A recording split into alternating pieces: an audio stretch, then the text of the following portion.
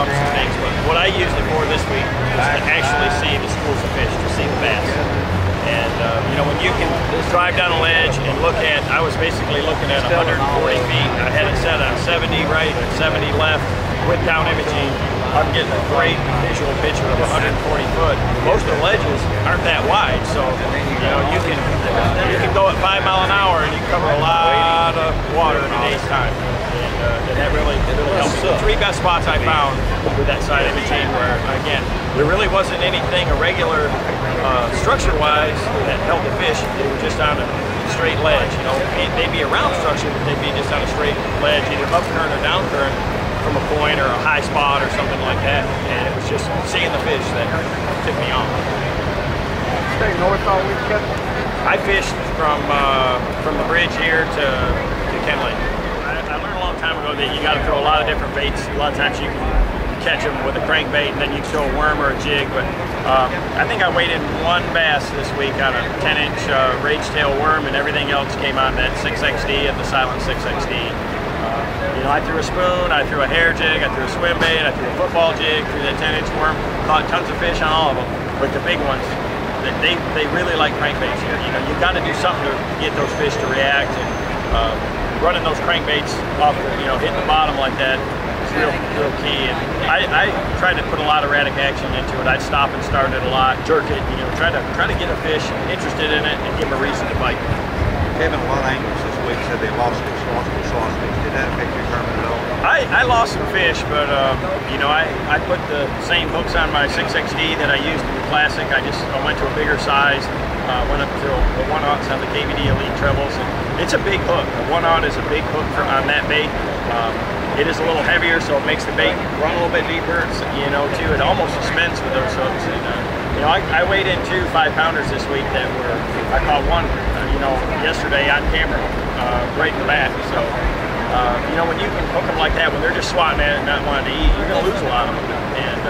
And I lost a few, but because there's nothing that's going to be perfect. But I also caught, you know, a bunch of them that I wouldn't caught using just regular brown bass. You struggled this year up to this point. Was it because of the season? It just didn't fit your style? I mean, struggled by your standards, not by some guys' standards. You know, no. I mean, a lot of those tournaments for me, you know, I had the bites to have a good shot. You know, you know, when I went to California, both of those events, I should have done real well in, and just lost some key fish that you can't do. And you know, not making mistakes or anything like that, but just unfortunate situations. And it's so tough out here, and these guys are so good that you've got to capitalize on those opportunities. And you go, you know, over my career, even when I'm having a good year, things like that go in streaks. You know, you'll have it where it's a little bit tough, and you'll have a few bad breaks, and then you'll have tournaments where everything goes your way. You know, I mean, the Classic was a great example of that for me this year. I mean, I didn't lose any fish there. I caught fish that, you know, some fish with those same hooks that I probably shouldn't have caught, and you know, I scripted it.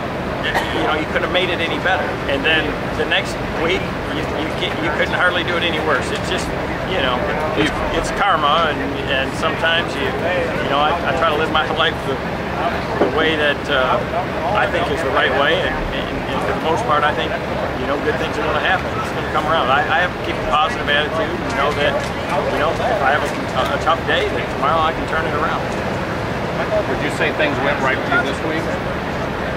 I didn't fish a perfect tournament, but I fished a pretty good thing. You know, I mean, what really helped me is I've got a lot of confidence and a good basic knowledge of the lake. And early the first practice day, I really figured out that a lot of the fish were a little bit deeper, and when they're not pulling water, they're really not relating to the bottom, and that really helped me to target the right kind of places to find them. You know, to start to look at stuff that other people weren't looking at. Fishing your style, crankbaits, 8 hours all day long, 4 days in a row. You ever sometime during the day wish they'd bite something else? I love cranking. It's one of the things for me is it's work, man. It's hard work, and that's why a lot of people don't do it. It's a, you know, throwing a crankbait is not just casting out there and winding it in. There's an art to it. There's a science to do it, and boat positioning, and the bait, you know, the bait choice, and line, rod, reel, the whole thing. And it's something that I've got a lot of confidence in, and it's something that I really enjoy to do. So I'd rather throw it first. I think sometimes on some of these spots, that if I'd have thrown a jig or a big worm out of there, I might have caught more big ones out of there, not lost any. And it's just one of those deals that I've got a lot of confidence in that crankbait. I love to throw it, so that's my first choice. When you were catching those fish, you're a wormer, I'm a cranker. when you were catching those fish deep, were you throwing down along the edge of the lead and just running it down along the bottom side? Really what I'm trying to do is always run the bait so that it's coming either across the fish in front of the fish, because they're facing into the current. Even when they're not running water, the wind will create a little bit of current and stuff like that. So I want to throw, so I'm either throwing upstream or cross current. What I try to do on them good spots is when you know there's some fish there, is to throw from a couple different angles. So yeah, I mean, I just would keep position in the boat, and again, you know, having the GPS, that Humminbird GPS, is so accurate that when you move a foot or two, you know, it moves with you. So I can get a real good line. So once I catch one, I can make that very same cast again. Because most of the bass that I found this week were in a very small spot. I mean, there'd be so many of them down there that I could feel. I'd bump the crankbait. I'd be just hitting bass. You just feel it hitting them while they're in there. They'd be in the spot the size of the front deck of your boat, you know. And if you can't make that exact cast to get it down there and 20 foot deep, it's not easy to do, to get that exact line. You're not going to catch them, you know. So I mean, you run into enough of them, pretty soon one of them's going to turn and bite it. That's how you make the rack. I mean, there are lots of times you feel them like that, and I feel them like coming with a scale, and then, you know, later you can tell when they move.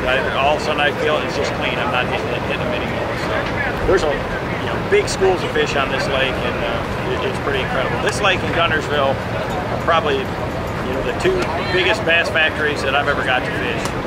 I mean, just sheer numbers in these schools. You know, the one spot I found today, I probably caught 50 bass off of, and you know, for to catch 50 there had to be 500 down there.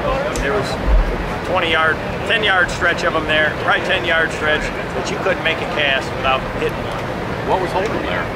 Just it was right on the outside edge of the river there, and I'm not exactly sure why they were there, but again, it's a spot I found with my side imaging, and you know, it's one of those deals. I just try to put everything in my favor. You know, just like, I mean, these fish really seemed like they're pressured, acted like they're really pressured, and you know, so I'd run that crankbait fast to try to make them react.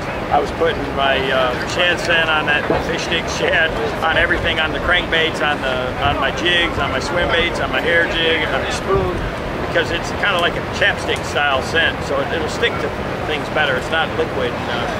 You know, a lot of times, I mean, I had hit it 2 or 3 times, so anything that I could do that I felt like I could maybe get them to bite a little better or trigger a bite, I was doing it. You said you were comfortable.